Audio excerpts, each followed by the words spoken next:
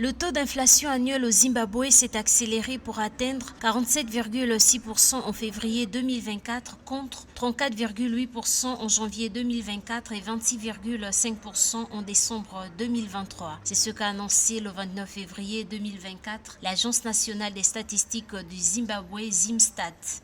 Le gouvernement zimbabwéen doit, premier temps, trouver des politiques qui réduisent les importations. Trouver des politiques qui facilitent les exportations et qui exigent que ces exportations soient en devise en dollars, soient payées en dollars. Suite à cela, constituer une réserve forte au niveau de la Banque centrale pour permettre au gouvernement de commencer maintenant à jouer sur les taux d'intérêt. En augmentant les taux d'intérêt pour permettre aux ménages de faire des placements, c'est-à-dire de faire des économies. Les principaux moteurs de l'inflation au cours de ce mois ont été l'alimentation, le logement, l'eau et l'électricité, a précisé l'agence. La croissance de l'inflation s'inscrit dans un contexte de dépréciation de la monnaie locale contre le dollar américain à mesure que les devises étrangères continuent à manquer dans ce pays d'Afrique australe.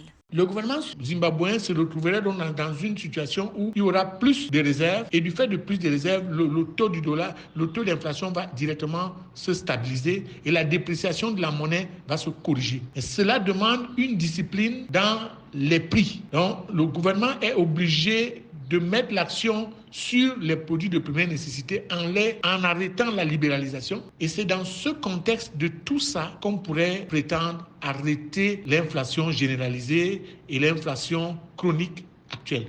Cependant, les tendances inflationnistes surviennent à un moment où la Banque des réserves du Zimbabwe s'efforce discrètement d'atteindre l'équilibre des taux de change, ce qui a permis jusqu'à présent de voir le taux interbancaire atteindre $1 à 14 912 $ zimbabwéens, juste derrière le taux du marché parallèle qui est maintenant d'environ $1 à 16 000 $ zimbabwéens. Le gouvernement zimbabwéen a indiqué qu'il poursuivrait des mesures de politique budgétaire et monétaire strictes pour maintenir l'inflation sous contrôle.